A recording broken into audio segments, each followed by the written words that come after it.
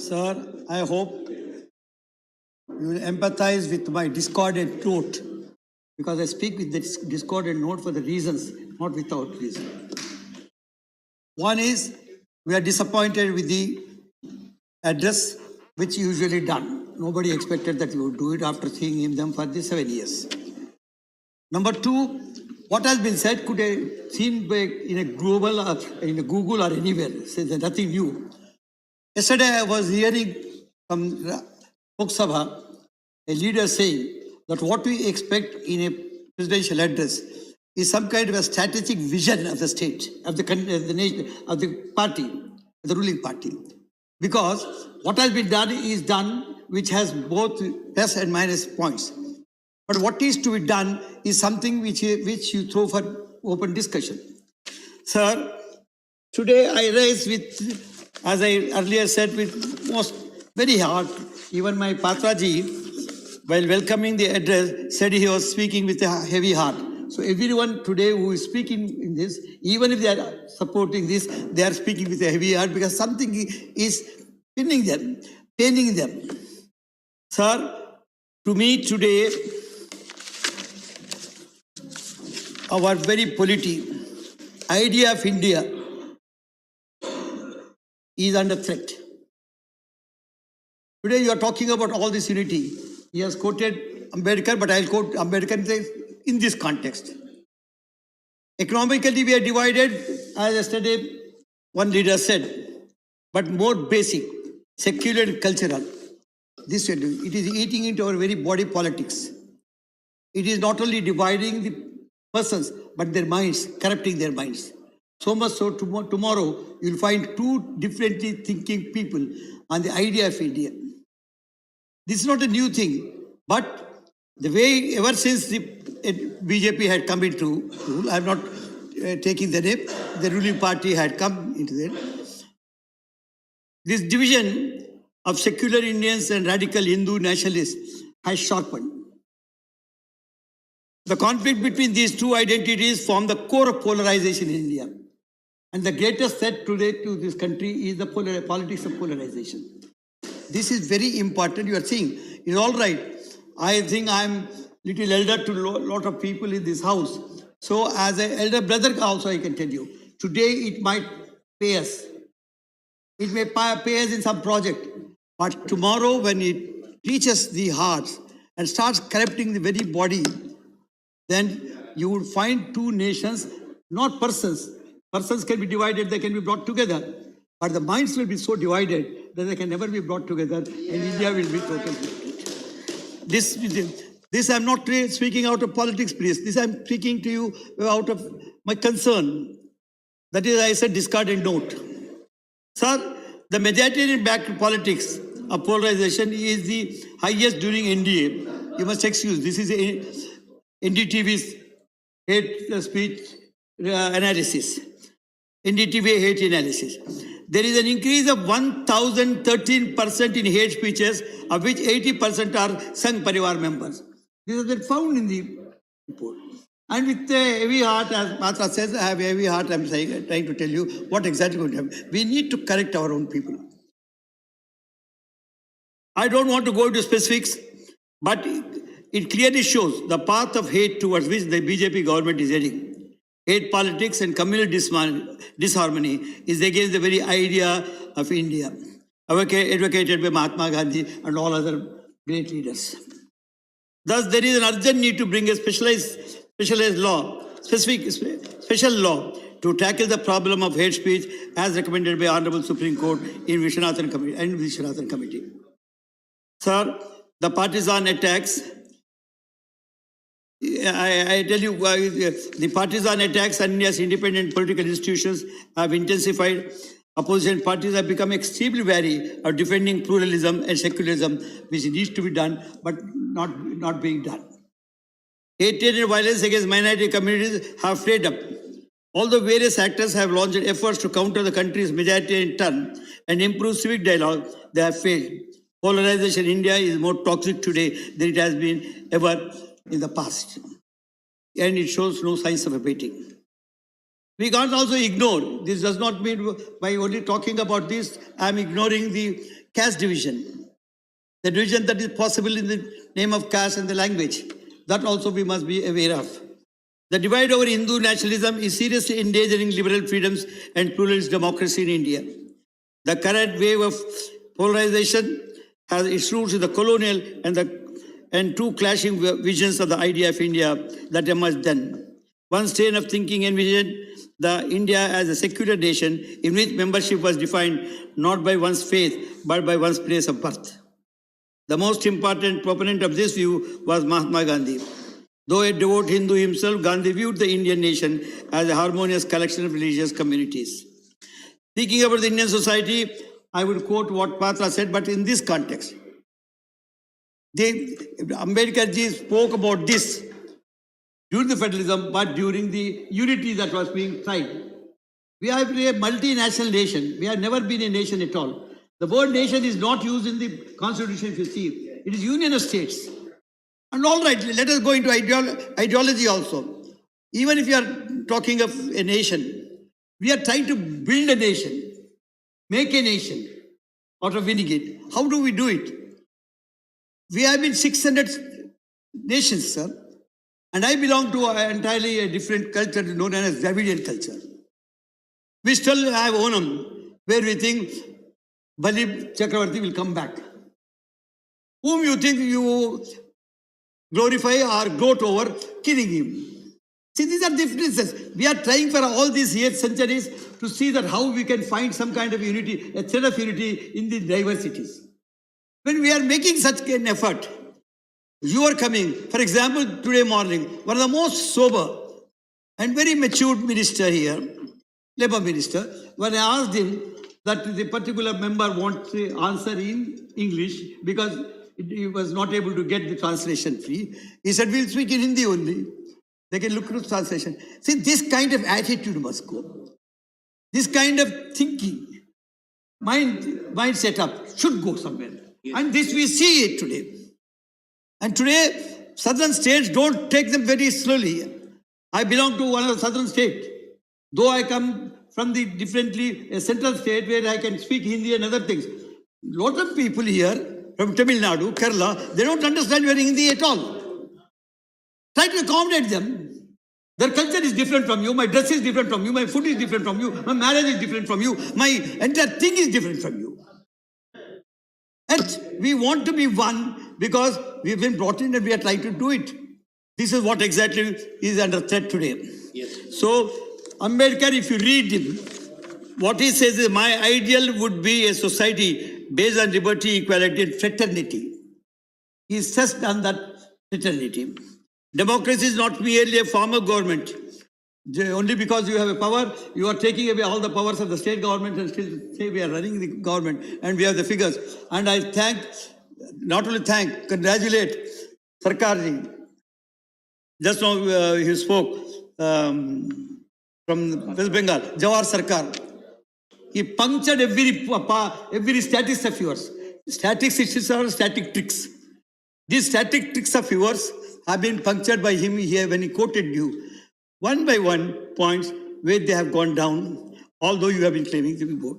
I'm not getting into it. Here I'm telling you, democracy is not merely a form of government. It is primarily a mode of associated living. How you live and how you take us all together is important, which we have never seen in the BJP. If a chief minister from Telangana writes to a letter asking people to revolt against the center, taking the plows in their hands, and it comes in the entire banners, and new special issues are taken out. Why did this pass? Why did we come to that kind of a pass where a chief minister has to be betrayed against you? He was speaking on agriculture, no doubt, about the agricultural distress. He was speaking about federalism, no doubt, because you are trying to take away his powers. But he was also speaking about your mindset, because he has been very close to you. He has been acting, we have been voting. Today we have decided we should not be with you, we shall never be with you. Why? Why this pass? Why this kind of a change? You must ask yourself, not to ask we ourselves. Whatever it is, As far as I said, Article 5 of the Indian Constitution deals with the provisions related to citizenship.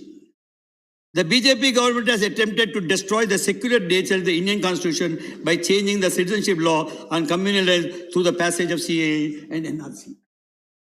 See, this is what exactly we are trying to talk to. You might have passed the bill. People might have protested, might have told you, but you are not taking recourse to it. Sir, whatever it is, this is taking me to the center trying to take usurp all the powers. Sir, federal structure is also under threat, like the very idea of India. The central government, through the passage of several bills, is trying to destroy the essence of Indian federalism. Although the word federalism is not there, but we think we are a federal government and we strongly believe it is a federal government. The proposed legislation not only takes away the power, I'm quoting to you, I give you an example of electricity power bill, which is coming. Sir, that legislation, the proposed legislation, not only takes away the power vested in the state government, but also give an undue advantage to those states that have the BJP government as the ruling party. Please look into the clauses, you will find. I would have asked Patra to make a study and tell you. One size fits all central scheme with centralization decision making with no choice for states to implement is relevant and useful to analyze. This is what exactly is happening. As I said, the proposed amendment in electricity bill allows the entry of private players in the power sector. The amendment seeks to improve the economic efficiency of power distributors. It is likely to have negative repercussions for consumers and state-owned power outlets alike. The private entrants will supply power through the infrastructure developed by the state-owned PSUs, while the profit-making areas will be poached by the private players. The obligation to provide the electricity to rural areas will solely fall on the state-owned distribution. This is the electricity bill which is coming. Since the creation of our state, Telangana, the power capacity has increased multiple. It is further expected that within the next few years, the installed capacity of the state will go to 10,000 megawatts. The effective governance shown by TRS party in Telangana has not only electrified villages, but also provided quality assurance. I'm not trying to score a point here. What I'm trying to tell you, the states are doing their best. When they are doing best, we are giving free power, 24 hours into 7, to our farmers free. Now this bill will attempt to put meters in every pump set, which means that the threat lingering on these people, lingering over our farmers, that one day or the other, the meters will be read. So, I just not talked about South India, but please understand my spirit of my agony, not the words. The South states are being ignored, according to me. The central government's persistent efforts to sideline southern states in the distribution of tax revenues is evident. The South Indian states have taken numerous policy measures to ensure population control at collecting a higher portion of taxes. However, the distribution of funds to states by the BJP-led central government fails to provide any incentives to states who have performed well economically. Our state of Telangana expected 38 odd crore grant in aid from the 2021-22, but budget, however, we received only a meager amount of 5,155 crore. I am quoting this only as an example to you. Sir, I would like to state Telangana is the fourth largest contributor to the Exchequer Center. We are the fourth largest, except after Calcutta and Bombay and other things. Sir, but what is happening in non-allocation? The Telangana doesn't get a single institution, sir. Although the State Reorganization Act provides for certain institution, names certain institution which will go to Telangana, but they have not come. We have been writing letters on that.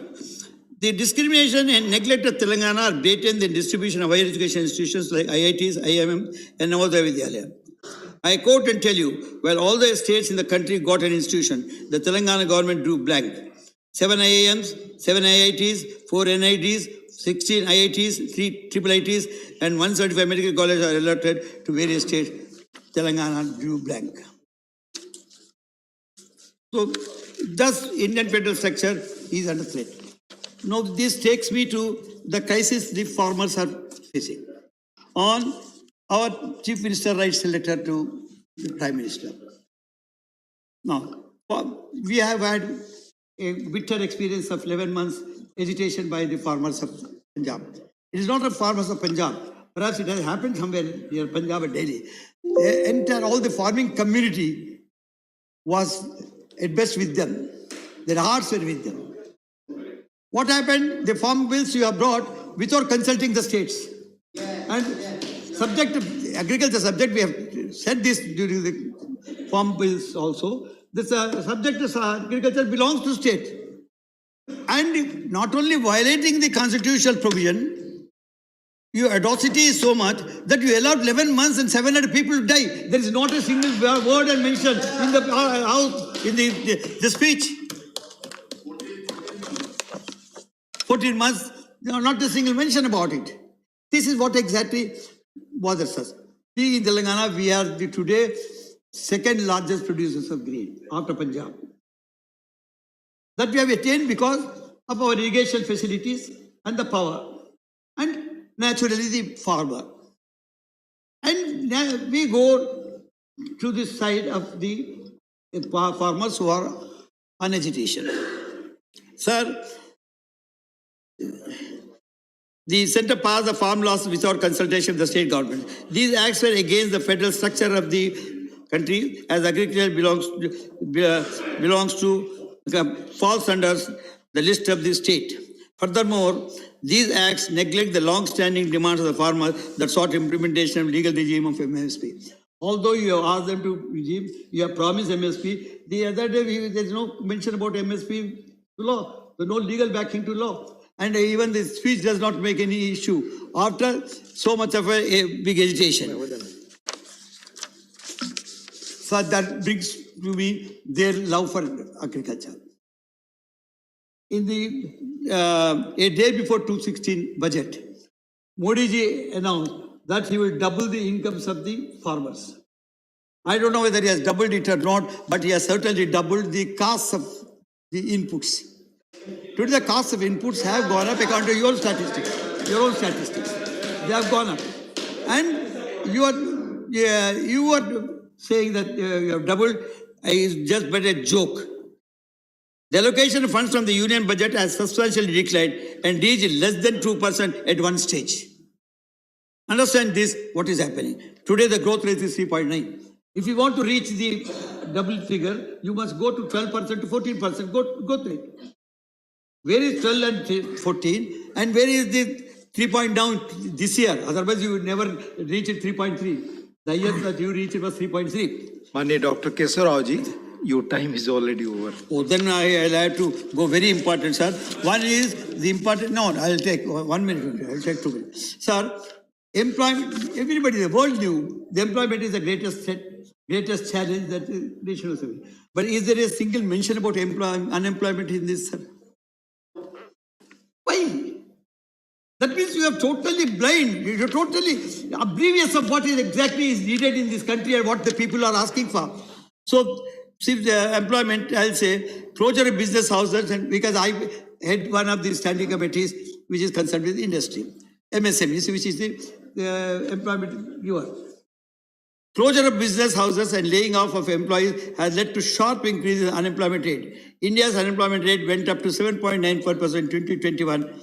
In urban areas, it reached 9.30% in December 21, while in rural areas, it went up to 72. So it is important to note that the unemployment rate was already quite high, 6.3 even before the advent of COVID. So you can't take the excuse of COVID at this point of time.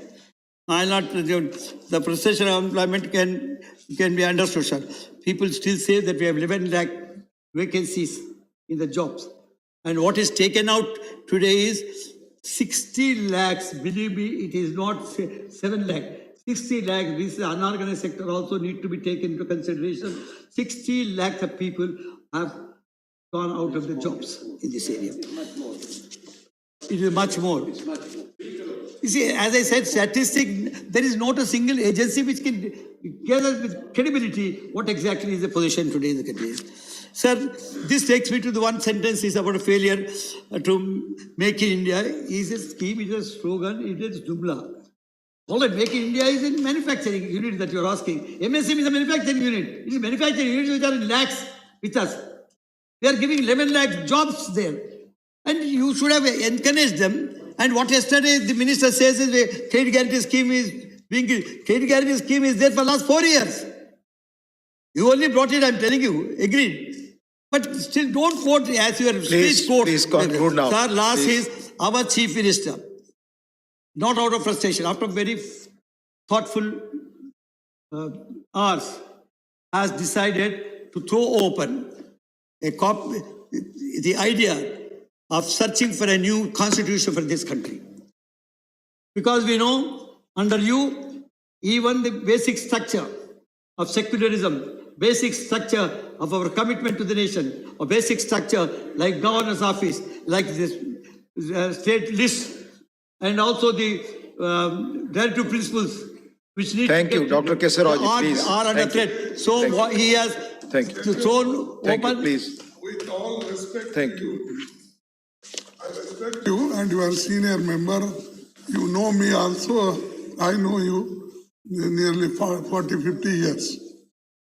If you speak changing of the constitution, and we are the first people to oppose it. You can suggest for amendment. Thank you. But you can't say that the basic constitution Thank is you, going to Honorable change. Please conclude. And they want to do it. I thank And him. it is a favorable I to them. thank him. The Nobody- RSS people want change of Please. constitution. Please. They demanded. Bhagwat demanded. Today and the if Congress- you speak on the same tune, we are not going to agree. The Congress and we'll leader fight today with wants tooth and nail. sees no need for a constitution. I have never said it will trust.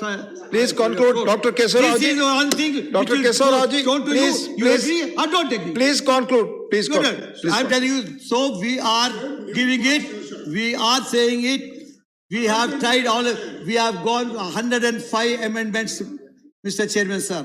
Thank you. 105 amendments, they have not satisfied. So one idea has come, why don't you go on for change? Thank you. I also Thank think you. What exactly? Thank you, Dr. Keshava Rao. So this is the new Thank you. constitution that we have Thank said, you. that we are proposing to a nation for Thank a you, debate, Dr. Keshava Rao. for a discussion, not for acceptance. Thank you. Debating. Thank you. Time Thank you very much. Thank you. माननीय सदस्यगण, दो माननीय वरिष्ठ सदस्यों के आग्रह आए हैं, वो कल और आगे नहीं उपलब्ध रहने वाले हैं, इसलिए आप सबकी सहमति हो तो मैं माननीय दिग्विजय सिंह जी, उसके बाद श्री कामाख्या प्रसाद तासा को बोलने के लिए आमंत्रित करना चाहूंगा।